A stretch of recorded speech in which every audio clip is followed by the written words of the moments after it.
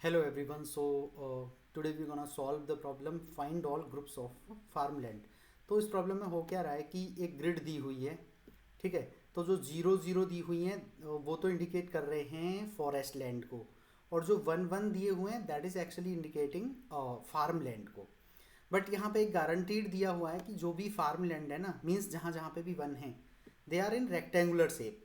तो ये इम्पोर्टेंट है कि रेक्टेंगुलर शेप है तो it will help us to solve the problem. ये देखो यहाँ पे लिखा हुआ है रेक्टेंगुलर एरियाज, ठीक है। सो होगा क्या, let me draw a diagram to simplify the things. Okay, तो मैं एक डायग्राम ड्रॉ करता हूँ इसका।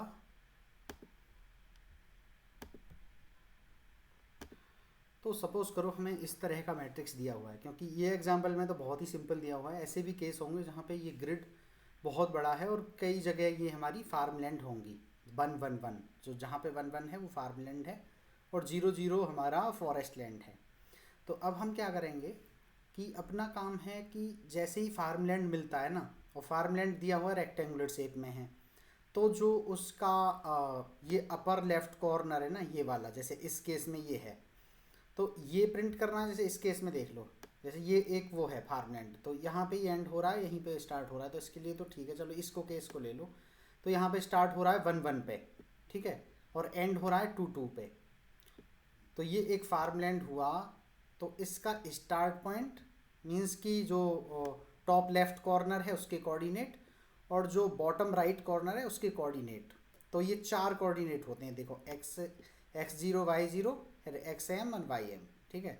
तो वही हमें निकालना है। बट यहाँ पे ये केस है कि ये कहीं पे भी हो सकते हैं, ऐसे ग्रिड में एक ही नहीं, ये कहीं पे भी हो सकते हैं इस तरह की फॉर्मूलेंट। तो क्या करेंगे, हम डी एफ एस वे में जाएंगे।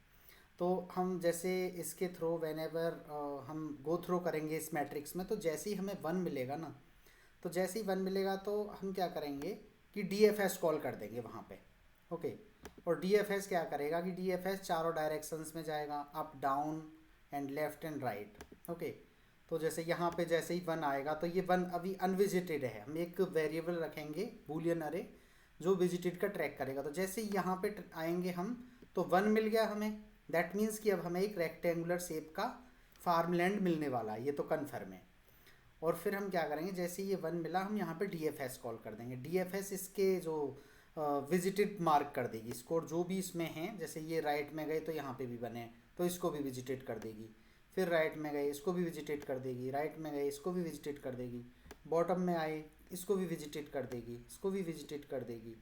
राइट, इस तरह सारे के सारे जो भी हमारी उन फोर डायरेक्शन में ना, up down left and right, इस तरह कि ये मान लो तुम्हारी हो गई अप, ये हो गई डाउन, ये हो गई लेफ्ट, और ये हो गई राइट।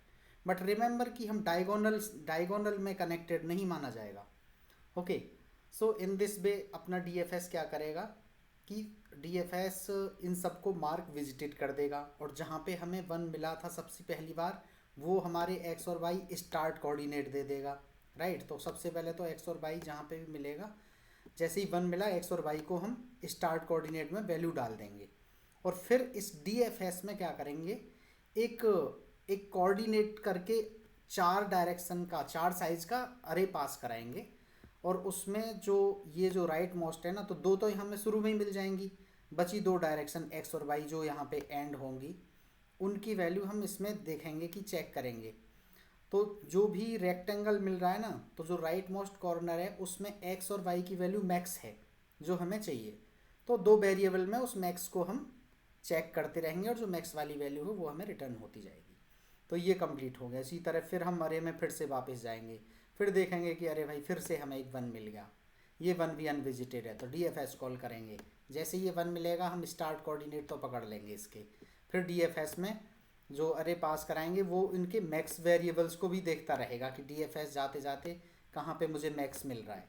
जैसे फॉर एग्जांपल कि ये वाला एग्जांपल ले लेते हैं कि मान लो यहाँ पे भी कर दिया, फिर हम यहाँ पे आ गए, तो जैसे ही वन मिला हमें एक्स और वाई मिल जाएंगे। एक्स और वाई क्या मिलेंगे, चलो ले ही लेते हैं, जीरो वन टू थ्री, और ये फोर, और ये तुम्हारा हो गया भाई फाइव। तो देखो जैसे ही हम यहाँ पे आए, जैसे ही हमें ये वन मिला, तो इसके स्टार्ट और एंड क्या है, देखो इसका थ्री है, एक्स तो थ्री है, तो एक्स इक्वल टू तो थ्री हो जाएगा अपना। x इक्वल टू 3 हो गया स्टार्ट कोऑर्डिनेट, और y इक्वल टू हो गया तुम्हारा 0, क्योंकि y 0 है हमारा। ठीक है, तो 3 0 स्टार्ट कोऑर्डिनेट तो हम अरे में इनिशियली डाल ही देंगे, जो हम 4 साइज़ का अरे भेजेंगे। फिर हम यहाँ पर DFS कॉल कर देंगे। तो DFS के दो काम हैं, एक तो वो विजिटेड करेगा जो भी उन 4 डायरेक्शंस में 1 मिल रहा है उनको विजिटेड करेगा, और चेक करेगा कि जो x और y कोऑर्डिनेट आ रहे हैं उनकी मैक्स वैल्यू क्या है। तो मैक्स वैल्यू हम मैथ डॉट मैक्स करके x और y की वैल्यू ट्रैक करते रहेंगे, एंड फाइनली हमारे पास क्या आ जाएगा, जैसे इस केस में 3 0 स्टार्ट पॉइंट हो गया और तुम्हारा 0 1 2, और देखो एंड पॉइंट क्या हो गया इस केस में, हमारा एंड पॉइंट हो गया हमारा 5 एंड 2। तो 3 0 5 2 ये एक 4 साइज के वेरिएबल अरे से हमें इसमें मिल जाएगा। So let me quickly right the code of it for a better understanding. तो सबसे पहले मैं डायरेक्शन का एक अरे बना लेता हूँ, चारों डायरेक्शन का। तो late me call it into direction. Okay, ये 2D अरे होगा जो सिंपली हम इस तरह लिख सकते हैं।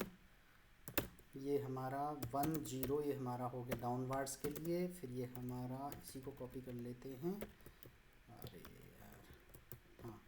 सो 1 0 हो गया हमारा डाउनवर्ड्स के लिए, और -1 0 हो गया हमारा अपवर्ड्स के लिए, और इसी तरह फिर राइट वर्ड्स के लिए लिखेंगे हम इस तरह। तो 0 और 1 हो गया हमारा राइट साइड जाने के लिए, और 0 एंड -1 हो गया हमारा लेफ़्ट साइड जाने के लिए। तो ये चारों डायरेक्शन मैंने यहाँ पे पुट कर दी, और मैं अपनी इंट m और इंट n ये ग्लोबल वेरिएबल डिक्लेयर कर रहा हूँ, कुछ नहीं है, ताकि मैं बार बार टाइप ना करना पड़े मुझे। Okay, then what I will do, उसके बाद मैं एक यूटिल मेथड लिखता हूँ जो अपनी DFS यूटिल होगी। सो पब्लिक वॉइड यूटिल, एंड इसको कंप्लीट करता हूँ। तो देखो ये मेरी यूटिल मेथड है जिसमें एक वेरिएबल इंटीजर पास करा रहा हूँ मैं, इंट कॉर्ड्स, और ij तो वो कोऑर्डिनेट है जहाँ पे हम कॉल कर रहे हैं, जहाँ पे हमें 1 मिलेगा, और ये बूलियन विजिटेड है फॉर ट्रैक के लिए। और इसमें फिर देखो हम क्या कर रहे हैं, सबसे पहले उसको ट्रू कर रहे हैं जो भी ij पे कॉल कर रहे हैं हम, और उसके बाद मैं नए कोऑर्डिनेट्स डाल रहा हूँ जो हमारी dir में सेव करें ना। तो चारों डायरेक्शन वाले में यहाँ पे देखो ये चारों डायरेक्शन वाले कोऑर्डिनेट, तो नए x y वैल्यू निकाल रहा हूँ, and then I am checking the validation, यहाँ की कोई आउट ऑफ बाउंड्री तो नहीं जा रहा है। And then what I am doing here कि एक्स वाई पे अगर 1 है एंड वो अभी विजिटेड नहीं है तो हम क्या करेंगे, देखो कॉर्ड मेरा जो है 4 साइज का था, 0 1 2 3, तो 0 और 1 तो स्टार्ट पॉइंट में ही मिल गए हमें, और 2 और 3 पे हमारे एंड पॉइंट के लिए मैं यहाँ पे क्या कर रहा हूँ, मैक्स देख रहा हूँ। जो भी x मैंने कैलकुलेट किया तो मैं x की वैल्यू, क्योंकि कॉर्ड्स 2 पे पड़ी हुई है, तो मैं उसे कंपेयर करके मैक्स वैल्यू ले रहा हूँ कि अगर कोई बड़ी चीज़ आई है, x की वैल्यू ग्रेटर आई है तो असाइन कर दूंगा। उसी तरह y की भी वैल्यू ग्रेटर आ रही है तो उसे मैं असाइन करूँगा, क्योंकि हमें पता है कि जो राइट मोस्ट जो बॉटम राइट का कॉर्नर है उसकी वैल्यू x और y की मैक्स होगी, तो ऑब्वियसली हमारे पास ये मैक्स वैल्यू स्टोर हो जाएंगी, और फिर मैं यूटिल को वापस कॉल कर रहा हूँ। ठीक है, तो ये हमारी सिंपल DFS है, and then let me call this function from here, this main function. Okay, so first of all let me make this assign। तो जो ग्लोबल वेरिएबल है पहले उनको कंप्लीट कर लेते हैं। This dot land equal to basically land, and तो देखो मैंने ये मेथड कंप्लीट कर ली है। Let me tell you what I am doing is, तो यूटिल कंप्लीट हो गया, फिर मैंने यहाँ पे क्या करा, अपनी मेन मेथड से क्या काम करा है कि मैंने इसको कॉल कर दिया है, हाँ, तो मैंने ये ग्लोबल वेरिएबल असाइन कर दिए लैंड से लैंड m और n।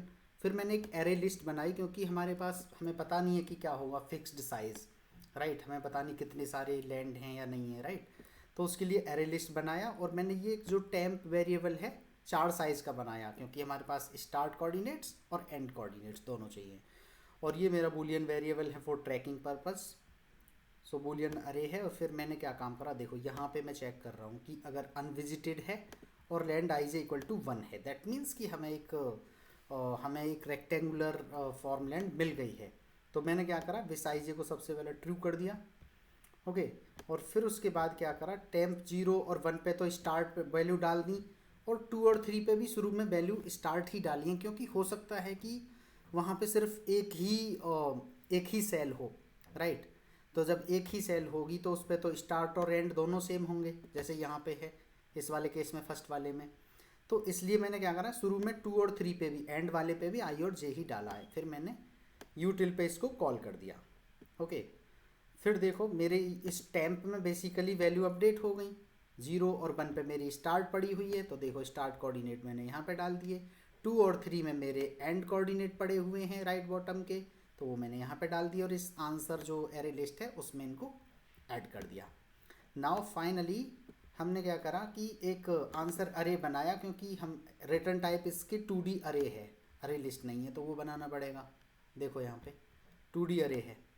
So what I did, मैंने एक अरे बनाया 2D और उसको कन्वर्ट करके उसमें वैल्यू इसमें पार्क कर ली और इसको रिटर्न करा रहा हूँ। मैं एग्जीक्यूट कर देता हूँ इसको, एक्सेप्टेड हो रहा है, लेट मी सबमिट इट।